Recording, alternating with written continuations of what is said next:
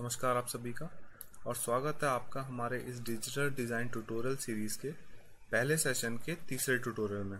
इससे पहले के ट्यूटोरियल में आपने जैसे देखा कि हमने किस तरीके से डैम के स्ट्रक्चर को तैयार किया था। इस पार्ट में हम यहाँ पर जो आप जनरेटर देख रहे हैं ये तैयार करने वाले हैं, ट्रांसफार्मर तैयार करने वाले हैं और जितने भी ये केबल्स और बाकी चीज़ें आपको ये दिख रही हैं ये सब हम क्रिएट करने वाले हैं। चलिए शुरू करते हैं। सबसे पहले हमें ये जनरेटर तैयार करना है क्योंकि ये हमारा सबसे मेन कंपोनेंट है, यहाँ पे सबसे बड़ा कंपोनेंट यही है, तो हम इसी से शुरुआत करते हैं। पिछले वीडियो पे मैंने इस हमारे लेयर 9 को जो हमने इसके जनरेटर के कवर को यहाँ ऊपर लगाया था, तो फिर मैंने थोड़ा सा एडिट करा और इसे इसके नीचे यहाँ पे प्लेस किया क्योंकि इसकी असली पोजीशन यहीं पे थी। तो आप सभी लोग उसे थोड़ा एडिट कर दीजिएगा, आप इसे बस ट्रांसफॉर्म करके यहाँ पे किसी तरीके से फिट कर दीजिएगा और थोड़ा सा एक्सटेंड करना पड़ सकता है आपको एक कॉर्नर को, तो आप उसे इस ड्रॉ स्टाइल टूल की मदद से थोड़ा सा ट्रांसफॉर्म करके यहाँ से राइट कॉर्नर पे इसके ऊपर सेट कर दीजिएगा इस तरीके से, जिस तरीके से आप मेरी स्क्रीन पे देख रहे हैं। अब मुझे अपने इलस्ट्रेशन के लिए जनरेटर और ये टर्बाइन वाला पार्ट ड्रॉ करना है, तो मैं क्या करूँगा, सबसे पहले अपना जनरेटर वाला पार्ट को ड्रॉ कर लेता हूँ। इसे ड्रॉ करने के लिए मैं इसे इस वाले यहाँ पे इस पोजीशन पे यहाँ पे ड्रॉ करने वाला हूँ, तो मैं एक नई लेयर ले लेता हूँ। इसे रीनेम कर देते हैं और इसको मैं जनरेटर के नाम से रीनेम कर देता हूँ, RATOR। तो जनरेटर एक बार रीनेम कर लिया, तो अब हम इस पर काम करना शुरू कर सकते हैं। जनरेटर बनाने के काफ़ी सारे तरीके हैं, मैं आपको एक नए टूल से भी इंट्रोड्यूस करवाता हूँ। ये है सिमेट्री टूल। इस सिमेट्री टूल की मदद से आप कुछ भी अगर आप इलस्ट्रेट करते हैं, आप अगर लेफ़्ट साइड कुछ ड्रॉ करते हैं तो राइट साइड भी वो सेम उसी टाइप का ड्रॉ करेगा। तो अभी आप यहाँ पे देख सकते हैं कि ये अगर आप इसे ध्यान से देखें तो ये पूरा सिमेट्रिकल ऑब्जेक्ट है। अगर आप लेफ़्ट साइड बनाएंगे तो राइट साइड भी अगर आप उसी चीज़ को डुप्लीकेट करेंगे तो कोई प्रॉब्लम होगी नहीं। तो हम ये करने वाले हैं, मैंने इसे सिमेट्री को ऑन कर दिया, एक पोजीशन पे इसे प्लेस कर दिया और अब इस जनरेटर को हम क्रिएट करेंगे एक शेप। तो शेप क्रिएट करने के लिए वही हम ड्रॉ स्टाइल टूल की मदद से इन शेप्स का इस्तेमाल करने वाले हैं। मैं यहाँ पे पॉलीलाइन का इस्तेमाल कर रहा हूँ और 1 पॉइंट, 2 पॉइंट, 3 पॉइंट और ये हमने इसका एक शेप तैयार कर दिया। मैं एक काम ये भी कर सकता हूँ कि मैं नॉर्मल इसकी मदद से भी ड्रॉ कर सकता हूँ चीज़ें। थोड़ा सा बड़ा चाहिए हमें और बीच के पार्ट को डिलीट मार दूंगा फिर बाद में, ठीक है, इतना काफ़ी रहेगा। अब मैं इस वाले नीचे वाले पार्ट, बीच वाले पार्ट को बाद में इरेज कर सकता हूँ। अब इसे ऐसे ही रहने देता हूँ और यहाँ पर इसे पहले थोड़ा सा ट्रांसफॉर्म कर लेते हैं। हम बीच वाले पार्ट को इरेज कर देते हैं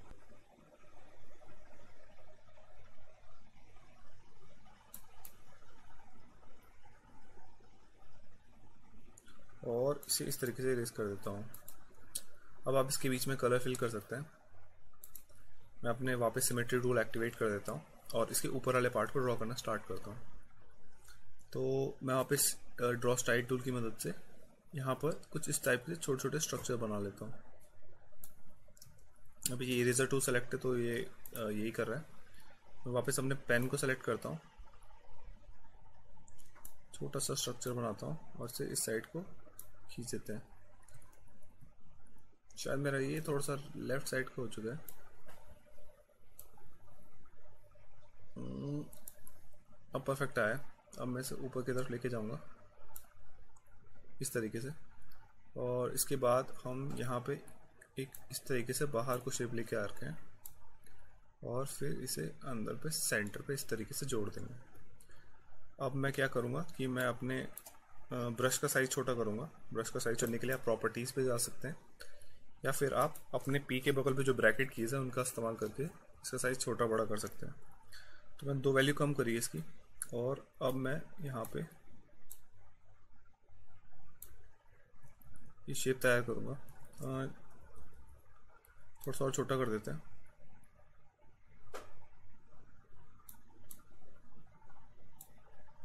और अब इसको इस तरीके से कंप्लीट कर लेंगे।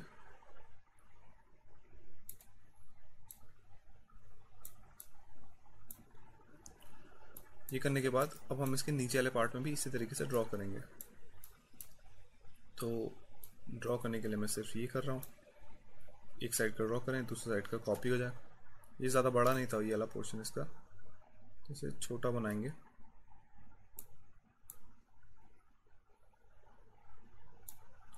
और फिर इसको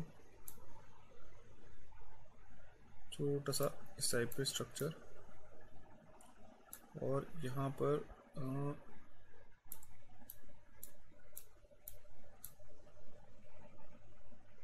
इस टाइप का एक शेप तैयार कर लेंगे। ये हो जाने के बाद एक सीधी लाइन से कैसे कनेक्ट करके इस तरीके से फिनिश कर देंगे। अब एक बार ये सब बन जाए तो आप इसके अंदर कलर फिल करना स्टार्ट कर सकते हैं। मेरी ये लाइन थोड़ी ख़राब सी लग रही है, मैं इसे सीधा करता हूँ। ठीक है, ये हो जाने के बाद अब आप इसके अंदर कलर भरना स्टार्ट कर सकते हैं। कलर भरने से पहले मैं ये जो लाइन्स है ये भी बना देता हूँ। यहीं पे स्ट्रेट लाइन से तो मैं ब्लैक कलर से फिल कर सकता हूँ। और मेरे सिमेट्री टूल एक्टिवेटेड है, तो जो लेफ्ट साइड ड्रॉ कर रहा हूँ राइट साइड भी अपने आप ऑटोमेटिकली ड्रॉ हो रही है।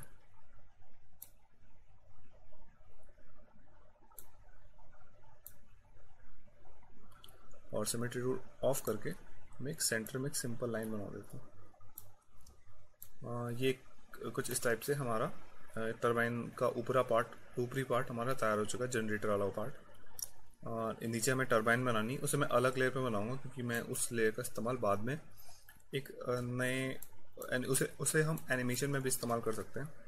तो नीचे टरबाइन वाले पार्ट को बनाने के लिए हम क्या करेंगे, मैं इसे रीनेम कर देता हूँ, इसे टरबाइन नाम दे देता हूँ और ओके पे क्लिक कर दूंगा।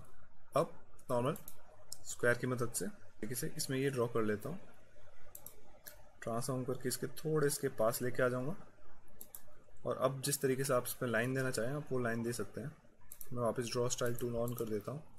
आप चाहें तो सिमेट्री का इस्तेमाल कर सकते हैं, और आप चाहें तो इसे थोड़ा छोटा छोटा बना सकते हैं। सेंटर पे लाके,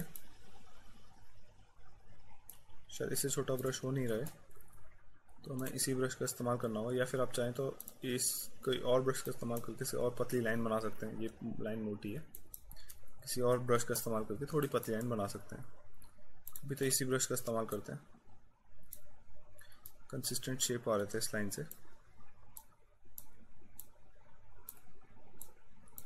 तो हम इसमें इस तरीके से छोटे छोटे लाइंस बना देते हैं ताकि हम एनिमेशन दिखाने में हमें आसानी हो इसमें, क्योंकि ये ऐसा शेप है जिसमें एनिमेशन दिखाना थोड़ा मुश्किल हो सकता है। लेकिन अगर इन लाइंस को हम एनिमेट करते हुए दिखाएंगे तो वो देखने में भी ठीक लगेगा और रिप्रेजेंट भी कर पाएगा कि ये एनिमेशन हो रहा है। तो अब मैं एक बार इन दोनों को प्लेस करके देख लेता हूँ कि कहाँ पे ये सेट बैठ रहे हैं। इनकी पोजीशन कुछ यहाँ पे इस तरीके से होनी चाहिए थी, तो शायद हमें टरबाइन को थोड़ा राइट साइड मूव करना पड़ेगा, और हो सकता है हमें अपने इस पोर्शन को भी कुछ और तरीके से सेट करना पड़ेगा। पहले से हम सेट कर लेते हैं, से यहाँ पे प्लेस कर देता हूँ। ज़्यादा बड़ा हो गया था हमारा वाला पार्ट। शायद अगर आपका ये कभी छोटा पड़ सकता है, अगर ये ऐसा लग रहा है कि ये छोटा पड़ रहा है तो आप एक काम कीजिए कि या तो इसे आप एक्सटेंड कर सकते हैं इस तरीके से लाइन बना के इसी में ऐड कर सकते हैं, या फिर आप इसे ऑफ कर दीजिए और एक नई लेयर ले लीजिए और इसमें ये शेप वापस ड्रॉ कर दीजिए, ज़्यादा बेहतर होगा। तो मैं यही कर लेता हूँ कि इस शेप को वापस ड्रॉ कर लेता हूँ। वापस ड्रॉ स्टाइल टूल में गया, पॉलीलाइन को सेलेक्ट किया और शेप बनाना शुरू कर लेता हूँ।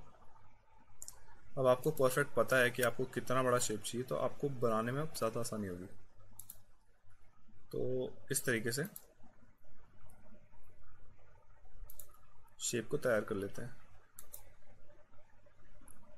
ये गया यहाँ पर, अब लास्ट में इन दोनों को कनेक्ट करेंगे और ये हमारा शेप तैयार। अब बकेट टूल की मदद से इसमें जो ग्रे कलर का इस्तेमाल कर रहे थे हम वो डाल देंगे, और इसे अब मैं ट्रांसफॉर्म करके यहाँ पे सेट कर लेता हूँ। अब बकेट टूल की मदद से इसमें ब्लैक कलर भी भर सकते हैं बाउंड्री पे, जो हल्का सा पतला लग रहा है आपको।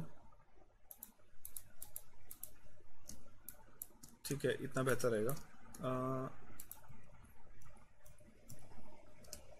इसके बाद हमें क्या करना है कि आप अगर चाहें तो इसको एक सिंगल लेयर पे, मतलब इसे एक सिंगल ग्रुप बना के एडजस्ट कर सकते हैं। मैं इसे ये सारी चीज़ें एंड में करूँगा, अभी मैं ऐसे ही रहने देता हूँ और इन्हें पहले एक बार फाइनल तरीके से सेट कर लेता हूँ ताकि जो भी चेंजेस हैं मैं वो अभी कर पाऊँ। तो अब मुझे ये थोड़ा सा लंबा चाहिए, तो मैं इसे थोड़ा सा इस तरीके से सेट कर देता हूँ।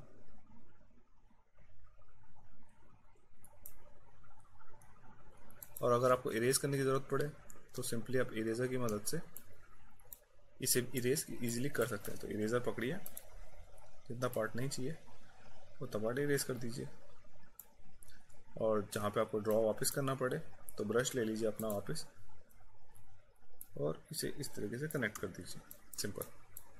ठीक है, इतना हो जाने के बाद अब आप इसके नीचे अंदर वाले पार्ट में कलर करना स्टार्ट कर सकते हैं।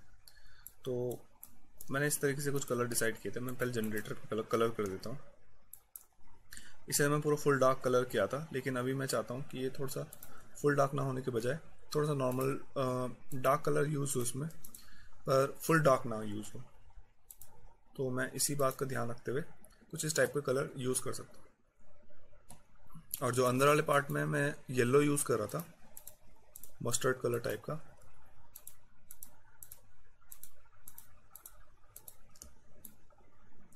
तो आप यहाँ अंदर इस टाइप का कलर यूज़ कर सकते हैं। मैं एक फाइनल कलर ढूंढ लेता हूँ सही सा, जो देखने में सही लगे। और ये कलर ठीक लग रहा है देखने में।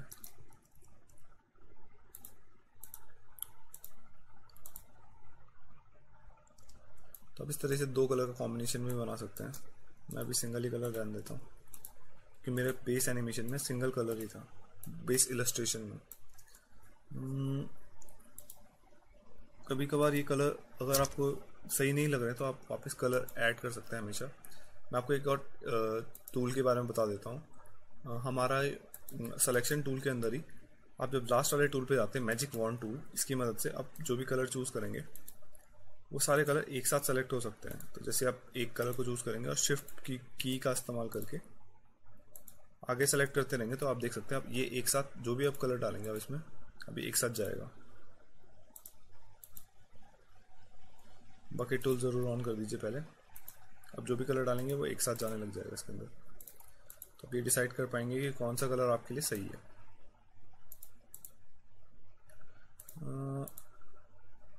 भी कलर सही नहीं लग रहा है। मैं एक खुद का बेस कलर टाइप का बना लेता हूँ। मैं एक बेस कलर ले लेता हूँ और उसको डार्क वैल्यू लेके यहाँ पे ऐसे ड्रॉप कर दूंगा, थोड़ा सा डार्क और सैचुरेटेड थोड़ा सा।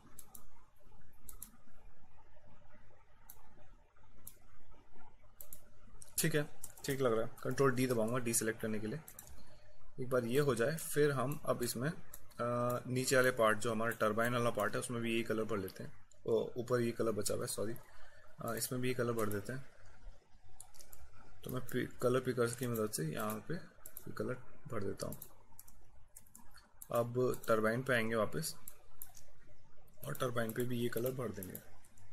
अब चाहे तो टरबाइन पे थोड़ा अलग कलर भर सकते हैं ताकि टरबाइन डिस्टिंग्विश करने में आसानी हो आपको, ताकि आप इजीली पता कर पाएंगे टरबाइन कौन सी है और कौन सा वाला आपका दूसरा कलर है।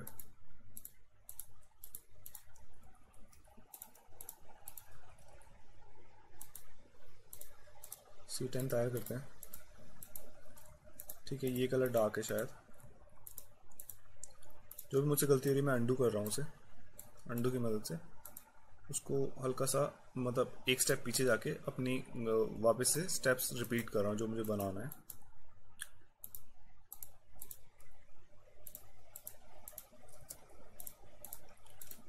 ठीक है, इसे मैं इस तरीके से कंप्लीट कर लेता हूँ। अगर ये बन जाए फिर उसके बाद आप यहाँ पे एक दूसरा जो हमारा यहाँ पे इलस्ट्रेशन में आप इमेज देख सकते हैं, एक ट्रांसफॉर्मर है, उसके ऊपर हमें एक ऐसा पोल स्ट्रक्चर मिल रहा है जिससे आपकी वायर ट्रांसमिशन लाइन से के थ्रू घरों की तरफ जा रही है। तो हमें ये शेप बनाना है। तो ये जो खंबा है ये हमें अभी डिज़ाइन करना है। तो उसके लिए मैं क्या करूँगा कि इन सब के बाद एक नई लेयर ले लूँगा, इसे रीनेम कर देते हैं हम, और इससे पोल लिख लेता हूँ मैं, ओके कर लेता हूँ। पोल सिंपल वर्ड हो गया, लेकिन हमें सिर्फ इसे याद रखने के लिए लिखना है। तो मैं अभी यहाँ पे वापस से सिमेट्री टूल का इस्तेमाल करने वाला हूँ। अब आप देख सकते हैं कि सिमेट्री टूल में क्यों यूज़ कर रहा हूँ, क्योंकि जो मेरा ये शेप है ये बिल्कुल एग्जैक्ट लेफ्ट साइड भी वही दिखेगा मुझे जो राइट साइड दिखेगा, तो मैं इसे सिमेट्री टूल की मदद से आसानी से क्रिएट कर सकता हूँ। तो अब सिमेट्री टूल को एक्टिवेट करने के बाद मैं ड्रॉ स्टाइल टूल पे गया हूँ। ड्रॉ स्टाइल टूल आपको राइट साइड से 4th 5th नंबर पे आपको देखने को मिल जाएगा। तो एक बार ड्रॉ स्टाइल टूल एक्टिवेट कीजिए और आप अपना शेप तैयार करना स्टार्ट कीजिए। तो मैं यहाँ से शेप स्टार्ट करता हूँ कुछ इस टाइप से और इससे यहाँ पे क्लोज करते हैं। अभी मैंने कलर गलत सेलेक्ट किया है, मैं ब्लैक कलर सेलेक्ट कर लेता हूँ। और आप चाहें तो इस वाले टूल लाइन टूल का इस्तेमाल कर सकते हैं, आप ज़रूरी नहीं पॉली लाइन का इस्तेमाल करें। तो लाइन का इस्तेमाल कीजिए। ये भी फुल डार्क कलर नहीं आया, ब्लैक कलर फुल नहीं आया, तो मैं वापस थोड़ी सी कलर वैल्यू चेंज की। हाँ अब ठीक है। और अब आप इस तरीके से शेप दे दीजिए ट्रांसफॉर्मर का।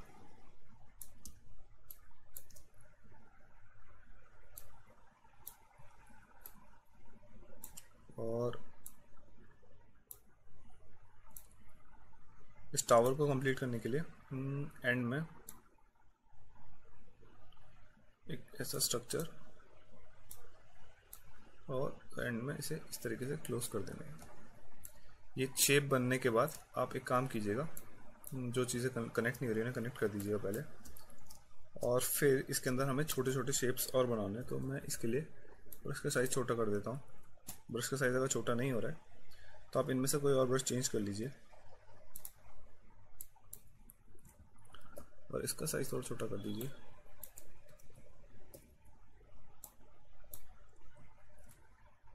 थोड़ा बड़ा, हाँ ये ठीक रहेगा। अब मैं इसकी मदद से, अब मैं जैसे अगर क्रॉस बनाता हूँ, अगर आप क्रॉस बनाना चाहें तो इजीली इस तरीके से बना सकते हैं। तो आपको एक साइड ड्रॉ करना है और दूसरा साइड आपका ऑटोमेटिकली कॉपी हो जाएगा।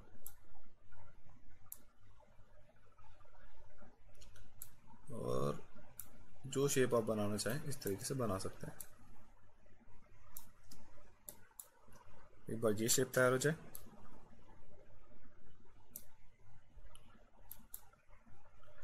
तो बीच में एक और क्रॉस था, मैं ये क्रॉस भी तैयार कर लेता हूँ। तो ये हमारा टावर तैयार हो चुका है। अब मैं इसे थोड़ा सा ट्रांसफॉर्म करके टावर का शेप दे देता हूँ। तो अब ये टावर जैसा लग रहा है। तो एक बार ये टावर तैयार हो जाए तो आप एक काम कर सकते हैं, इसे डुप्लीकेट करके दोनों जगह लगा सकते हैं। ऊपर भी आपको चाहिए तो यहीं पे इस टावर को डुप्लीकेट कर सकते हैं। तो मैं डुप्लीकेट कर देता हूँ और इसे ट्रांसफॉर्म करके ऊपर की साइड भी प्लेस कर देता हूँ। अब जो हमारी कनेक्टिंग वायर्स कनेक्ट होंगी वो इसी टावर से कनेक्ट होने वाली है। आप चाहें तो इसे और जगह भी लगा सकते हैं, और अगर ट्रांसफॉर्म वगैरह करना है तो आप वो भी आपके ऑप्शन पे यहाँ पे जाके आप क्विक ट्रांसफॉर्म वाले ऑप्शन पे जाके एंटायर लेयर पे क्लिक करके सबको पूरा ट्रांसफॉर्म कर सकते हैं। अब मैं इसे इसके ऊपर सेट कर लेता हूँ एक बार, और अब मैं इसके ऊपर ट्रांसमिशन लाइन अपना बनाना स्टार्ट करता हूँ। तो ट्रांसमिशन लाइन बनाने के लिए भी एक नई लेयर लूँगा और रिनेम करके इसको ट्रांसमिशन वायर्स लिख लेता हूँ सिंपल। ओके क्लिक करूँगा और अब मैं यहाँ पे इस टूल की मदद लेने वाला हूँ, स्टेडी स्ट्रोक टूल की मदद से। अब मैं स्ट्रोक जो बनाने वाला हूँ इसके लिए मैं थोड़ा सा इसकी इंटेंसिटी बढ़ा देता हूँ। अब आप देखेंगे कि आपका स्ट्रोक इजीली आप बना सकते हैं और स्मूथ स्ट्रोक बनेगा आपको। तो मैं थोड़ा सा साइज छोटा कर देता हूँ ब्रश का, और आप और इस तरीके से आप एक शेप बना लीजिए और इन दोनों के एंड्स को इसके सर से कनेक्ट कीजिए, जो टावर का टॉप है उससे कनेक्ट कीजिए। ये देख सकते हैं मैंने एक टावर का एंड इससे कनेक्ट कर लिया। अब मुझे इसी टावर को इससे कनेक्ट करना है, अपने जनरेटर जो हमारा यहाँ पे है इससे कनेक्ट करना है। तो इसकी वायर को मैं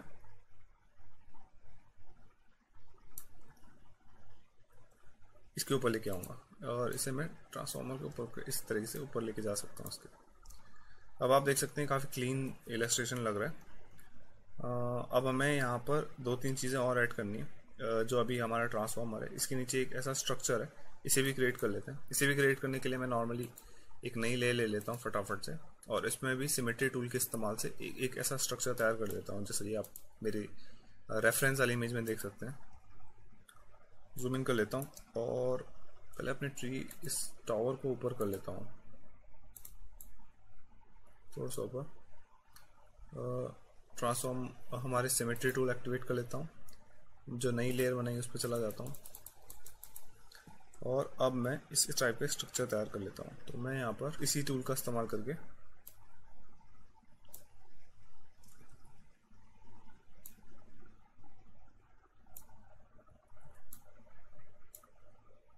और इसी टाइप से पूरा एक शेप तैयार कर लेता हूँ।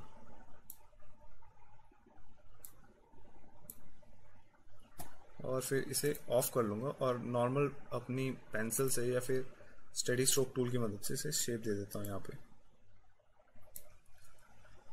थोड़ा छोटा करके इंटेंसिटी कम करी है मैंने, और इसको इस तरीके से शेप दे देता हूँ।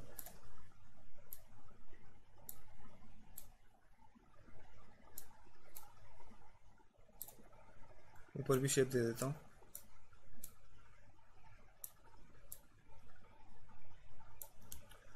और एक बार शेप कंप्लीट होने के बाद आप इसे ट्रांसफॉर्म कर सकते हैं जिस शेप में आपको चाहिए, जैसा आपको वो दिख रहा था।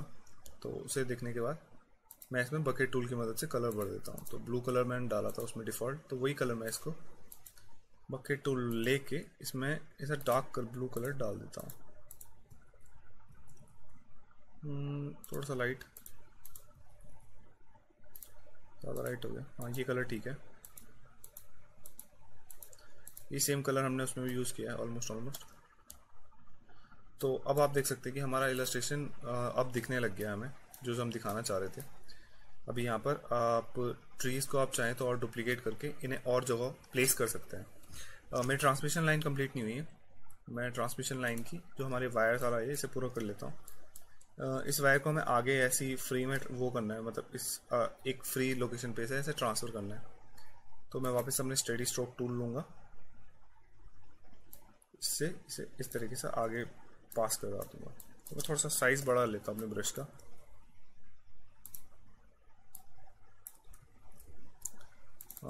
कलर चूज़ कर लेता हूँ पहले, ये ज़रूरी है।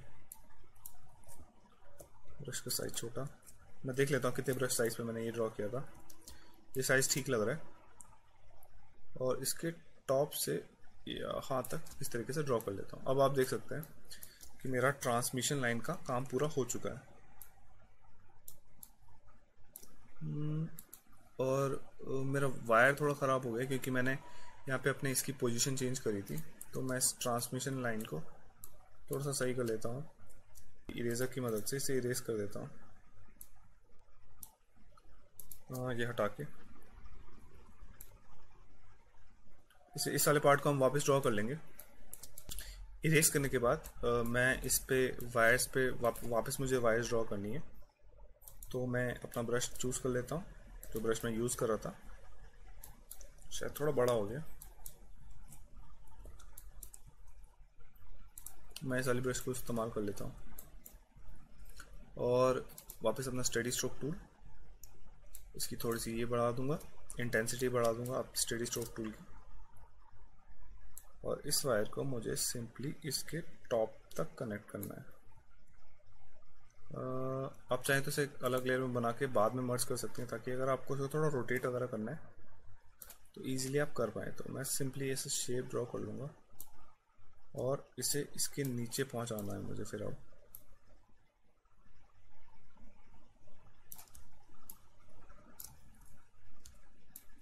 यहाँ तक पहुँचने के बाद इरेजर की मदद से थोड़ा सा इरेज कर लेता हूँ।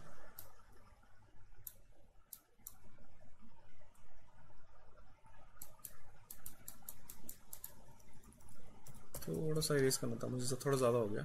मैं स्टेडी स्ट्रोक टूल को ऑफ कर देता हूँ और वापस स्टेडी स्ट्रोक टूल एक्टिवेट करता हूँ और अपनी पेंसिल लेके इसको एक फ्री यहाँ से शेप देके इसके टॉप तक कनेक्ट करता हूँ।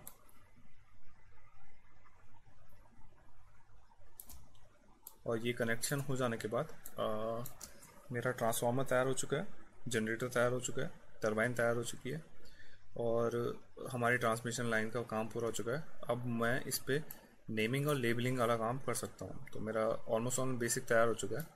ये ट्रीज़ को आप चाहें तो और डुप्लीकेट कर सकते हैं। हमने एक ट्री बना लिया है। अब एक मैं नई लेयर लेके इसमें ये जो आप एरोज देख सक रहे हैं, इस टाइप के एरोज जो वाटर फ्लो का वो कर रहे हैं, एक्सप्लेन कर रहे हैं, तो आप वो बना सकते हैं। इसको मैं ऊपर कर देता हूँ।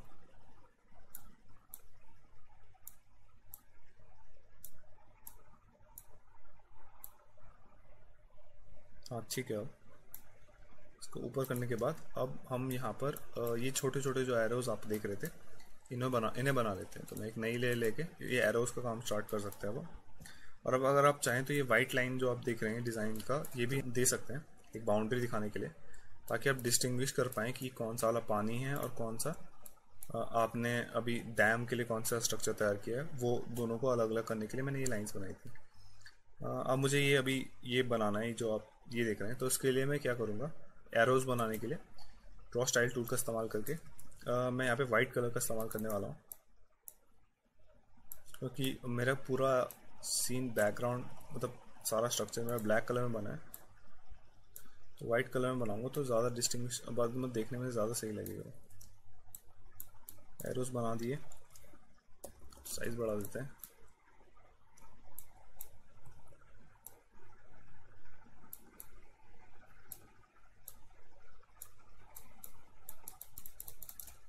आप चाहे तो इस टाइप की एरो बना सकते हैं। और अगर आप ज़्यादा क्लीन बनाना चाहते हैं तो एक लाइन बनाइए, ब्रश का साइज छोटा कीजिए, एक एरो ऐसे, एक एरो ऐसे, इसे नीचे से जोड़िए इस तरीके से। अंडू करता हूँ, थोड़ा सा जूम करके डिटेल में काम करते हैं थोड़ा सा।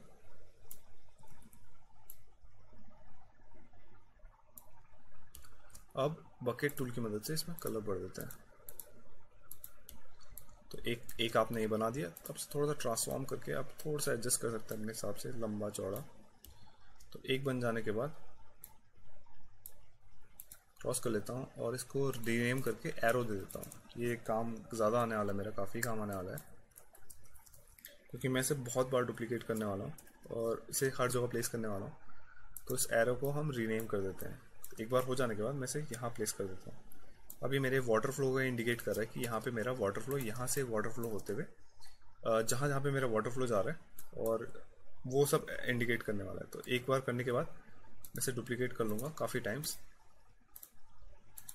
और आप चाहें तो इसे ग्रुप के अंदर भी डुप्लीकेट कर सकते हैं। तो एक ग्रुप बना लीजिए, उसके अंदर ये डाल के फिर आप डुप्लीकेट कर सकते हैं। तो ग्रुप को आप रीनेम करके एरोज, इसका नाम एरो लिख सकते हैं। ग्रुप की नेमिंग हो चुकी है। फिर आप इस एरो को डुप्लीकेट कर सकते हैं। ग्रुप बनाने के लिए मैंने कुछ नहीं किया, यहाँ पे जो सेकंड वाला ऑप्शन है ग्रुप किया और इसके अंदर मैंने अपना जो ये लेयर है इसको मैंने ड्रैग करके इसके अंदर डाल दिया सिंपली। ये हमने पहले भी यूज़ किया था। मैं इसे अब डुप्लीकेट कर लेता हूँ। अब जितनी बार आपसे डुप्लीकेट करेंगे वो सब इसी ग्रुप के अंदर रहेगा। तो आप चाहें तो काफ़ी बार डुप्लीकेट करके इसे पोजीशन कर सकते हैं। तो मैं भी वही करने वाला हूँ। तो अभी डुप्लीकेट करके रोटेशन वगैरह की का इस्तेमाल करके आप इसे इस तरीके से प्लेस कर दीजिए। फिर और आगे रोटेट करके इसे पोजीशन कीजिए और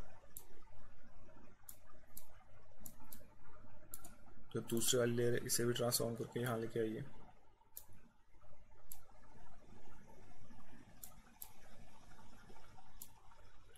फिर दूसरी वाले को नीचे ट्रांसफॉर्म करके यहाँ पे लेके आइए। एक बार देख लेते हैं कहाँ पे आइए। छोटा सा एरो तो इसे मैं यहाँ पे लेके आ जाऊँगा। इसी को मैं डुप्लीकेट मार देता हूँ क्योंकि ये छोटा सा एरो मुझे ऊपर भी चाहिए। इसी को मैं ट्रांसफॉर्म करके यहाँ पे चिपका दूंगा। तो जो मेरा वाटर फ्लो है इस टरबाइन से टकरा के इसमें ऐसे तरीके से रोटेट हो रहा है। तो ये इंडिकेट करने के लिए मैं यहाँ पे एक छोटा सा एरो लगा रहा हूँ। और अब जो बड़ा वाला एरो इसे मैं ट्रांसफॉर्म करके यहाँ नीचे ला देता हूँ। इस एरो को हम यहाँ पे लेके आ जाते हैं। तो हमने ये पूरा स्ट्रक्चर वाटर फ्लो का स्ट्रक्चर इंडिकेट कर दिया कि कहाँ से हमारा वाटर फ्लो हो रहा है और कहाँ तक जा रहा है। तो ये सारी चीज़ें हमने इसमें एक्सप्लेन कर दी। अब हम यहाँ पे टेक्स्ट हमारा जो है वो काम कर सकते हैं। तो इसे भी मैं ऑफ कर देता हूँ। और टेक्स्ट लेने के लिए आप एक नया फोल्डर बना सकते हैं, इसमें टेक्स्ट लिख सकते हैं सिर्फ। इसे रीनेम कर देता हूँ मैं TEXT करके, ओके कर देता हूँ। और अब मैं इसमें एक टेक्स्ट ले लेता हूँ। तो इस टेक्स्ट को आप वाटर फ्लो, पहले मैं वाटर फ्लो डाल देता हूँ।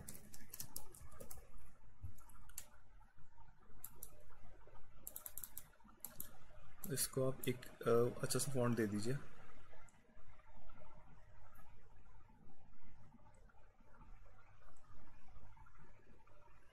बोल्ड, ठीक है, ये सही लग रहा है।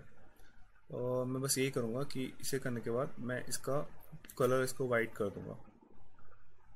वाइट कलर सेलेक्ट कर रहा हूँ मैं। कलर चूज़ करने के लिए मैं यहाँ पे गया हूँ। टेक्स्ट जैसे मैंने एक्टिवेट किया, मुझे उसके अंदर ये टेक्स्ट वाला ऑप्शन मिल गया। और फिर उसके अंदर कलर चूज़ करने के लिए मैं यहाँ पे गया हूँ। यहाँ पे आप वाइट सा बॉक्स देख रहे हैं, यहाँ पे पहले ब्लैक बॉक्स था ये, क्योंकि इसका कलर ब्लैक था। और जैसे मैं इस पर क्लिक करता हूँ तो ये कलर पैलेट, छोटा सा कलर पैलेट खुल जाता है। उसमें से मैं वाइट कलर चूज़ करूँगा, ओके पे क्लिक करूँगा। और फिर जैसे ही मैं ओके पे क्लिक करूँगा तो आप देख सकते हैं यहाँ पे मेरा ये टेक्स्ट आ चुका है। अब आप चाहें तो इसे कहीं भी प्लेस कर सकते हैं। तो मैं इसे यहाँ पे प्लेस कर लेता हूँ। और इसके बाद आप जूम आउट कीजिए।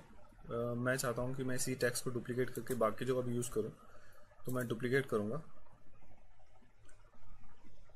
और इसको ट्रांसफॉर्मेशन टूल की मदद से उठा के यहाँ से इधर लेके आ जाऊँगा। और यहाँ पे लेके आ जाने के बाद अब आप ये पूछ रहे होंगे कि अगर अब आपको ट्रांसफॉर्म करना है कोई चीज़, अब आप यहाँ पे वाटर फ्लो लिखा हुआ है, यहाँ पे आपको ट्रांसमिशन लाइन लिखना है, तो उसके लिए क्या करेंगे? यहाँ पे कोई ऑप्शन तो है नहीं कि आप टेक्स्ट को एडिट कर सकें।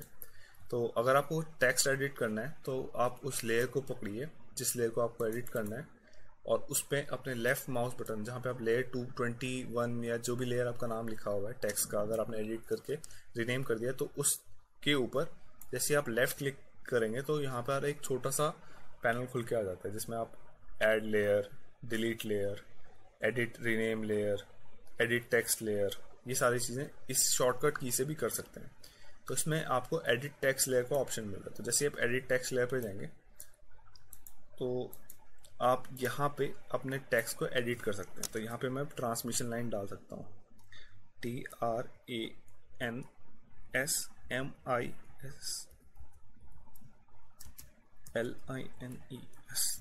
तो एक बार हो जाने के बाद अभी इसका कलर वाइट आपको दिखाई इसलिए नहीं दे रहा है क्योंकि इसका कलर भी वाइट है और हमारा जो बैकग्राउंड है उसका कलर भी वाइट है। तो एक बार हो जाने के बाद आप सिर्फ ओके पे क्लिक कीजिए तो ये अपडेट इस तरीके से अपडेट हो जाएगा जहाँ पे आपने ट्रांसमिशन लाइन और टेक्स्ट लगाया। तो एक बार ये हो जाने के बाद आप एक काम कीजिए, आप इसको भी डुप्लीकेट कर दीजिए और जिस पोजीशन पे आपको इसको रखना है तो आप वहाँ रख सकते हैं। तो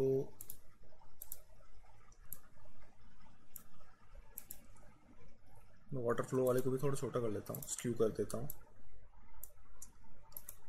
ताकि हमारे छोटे से उसमें ज़्यादा एनिमेशन, ज़्यादा टेक्स्ट आपको देखने को मिले। तो ये हो जाने के बाद मैं इसे डुप्लीकेट कर लेता हूँ और इसको ट्रांसफॉर्म करके यहाँ पे लेके आ जाता हूँ।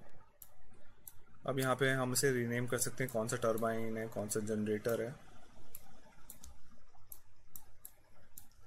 एक ये एरो यहाँ पे आ रहा है, इस एरो को थोड़ा सा आगे शिफ्ट कर लेते हैं और एरो वाला बॉक्स बंद करेंगे। अपने इसके ऊपर आएंगे, इसे आप रीनेम कर दीजिएगा। मैं इसे रीनेम कर देता हूँ, वाटर फ्लो को टरबाइन लिख लेता हूँ, BINE। टरबाइन लिखने के बाद ओके पे क्लिक करूँगा और इसको भी रीनेम कर एडिट करने के लिए यहाँ से लेफ्ट माउस क्लिक से और इसे इस टरबाइन वाले ऑप्शन पे आके ये रीनेम करना है, आप रीनेम कर सकते हैं। और अगर टेक्स्ट एडिट करना है तो इस तरीके से टरबाइन लिख सकते हैं फिर, और ओके पे क्लिक करूँगा तो ये अपना एडिट हो जाएगा। इसे एक बार और डुप्लीकेट करेंगे मैं इसकी पोजीशन चेंज कर रहा हूँ यहाँ पर। इसे मुझे जनरेटर दिखाना है तो मैं इसे एडिट टेक्स्ट लेयर करके जनरेटर टाइप करके ओके पे क्लिक कर दूंगा। सिंपली टेक्स्ट सेट करना कुछ ज़्यादा कॉम्प्लेक्स प्रोसेस नहीं है, आपको सिर्फ टी पे क्लिक करना है और जैसे टेक्स्ट आ जाए आप उसकी फॉन्ट वगैरह चेंज कीजिए, आप जो उसमें चेंजेस करना चाहते हैं वो वहाँ पे चेंज कीजिए। फिर उसके बाद ओके पे क्लिक करके आप उसे अपने इसमें लेके आ सकते हैं। तो मैं इसे एक बार फिर से डुप्लीकेट कर देता हूँ अपने टेक्स्ट वाले लेयर को ट्रांसफॉर्म करके इसे यहाँ पे लगा देता हूँ और इसको नाम देता हूँ ट्रांसफॉर्मर। तो ये वाला पार्ट हमारा ट्रांसफॉर्मर है, ये हमारा जनरेटर था। तो जो लेफ्ट वाला पार्ट है ट्रांसफॉर्मर है, तो इसके लिए मैं इसे ट्रांसफॉर्मर का नाम देता हूँ।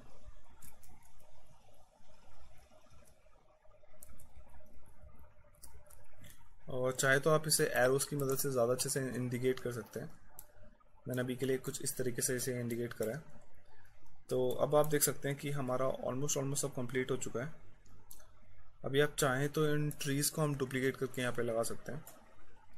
आप टेक्स्ट वाले लेयर को ऑफ कर दीजिए, जो जो लेयर आपको एक साथ चाहिए आप उन सबको एक साथ कंबाइन कर दीजिए। अब मैं वही करने वाला हूँ। जैसे मेरा डैम वाला स्ट्रक्चर था, इन सबको मैं एक सिंगल फोल्डर में डाल दूंगा, सिंगल ग्रुप में डाल दूंगा। तो ग्रुप एक बार फिर से देख लेता हूँ मैं किस तरीके से ग्रुप क्रिएट कर रहे हूँ। ग्रुप क्रिएट करने के लिए मैं जो सेकेंड ऑप्शन है मेरा ऐड लेयर के बगल पे ऐड ग्रुप वाला ऑप्शन है, तो आप इस पर जैसे ही क्लिक करेंगे तो एक ग्रुप खुल के आ जाएगा। फिर मैं यहाँ से जो जो लेयर मुझे चाहिए उनमें से शिफ्ट क्लिक करके सेलेक्ट सबको एक साथ सेलेक्ट कर लूँगा और फिर ड्रैग करके इसके अंदर डाल देंगे। अब इस ग्रुप का नाम मैं रीनेम कर देता हूँ। रीनेम करने के लिए वही लेयर मेन्यू पे गया और रीनेम के ऑप्शन पे मैंने सिंपली क्लिक किया। फिर इसके बाद इसको मैं डैम स्ट्रक्चर करके रीनेम कर दूंगा और ओके पे क्लिक करूँगा। तो अब आप देख सकते हैं कि काफ़ी ऑर्गेनाइज हो चुका है मेरा ये क्लाउड वगैरह। आप थोड़े एडिट ट्रांसफॉर्म वगैरह करके थोड़ा दूर रख सकते हैं और अगर आप कुछ और चीज़ें ऐड कर सकते हैं करना चाहते हैं तो आप इस तरीके से बाकी चीज़ें भी ऐड कर सकते हैं। तो बेसिकली इस तरीके से हमारा ये जो हमने इलस्ट्रेशन बनाया था कुछ इस टाइप से हमने कंप्लीट किया था। वीडियो के इस पार्ट में इतना ही। अगले पार्ट में हम एक दूसरा इलस्ट्रेशन तैयार करने वाले हैं जो हमने आपको स्टार्टिंग में दिखाया था। एक डैम का फ्रंट व्यू का इलस्ट्रेशन हम तैयार करने वाले हैं। इस वीडियो के लिए इतना ही। अगर आपको कोई क्वेश्चंस है तो आप हमें हमारे ईमेल एड्रेस पे पूछ सकते हैं। ईमेल एड्रेस आपको यहाँ नीचे डिस्क्रिप्शन में मिल जाएगा या आप हमें कमेंट्स में भी पूछ सकते हैं। आप इसके बाद अगला पार्ट देखिए इस ट्यूटोरियल का जिसमें हम इसके आगे का इलस्ट्रेशन तैयार करने वाले हैं और फिर हम अगले सेशन पे मूव ऑन करेंगे जिसमें हम एनिमेशन का सेशन स्टार्ट करेंगे। इस सेशन के लिए इतना ही। धन्यवाद।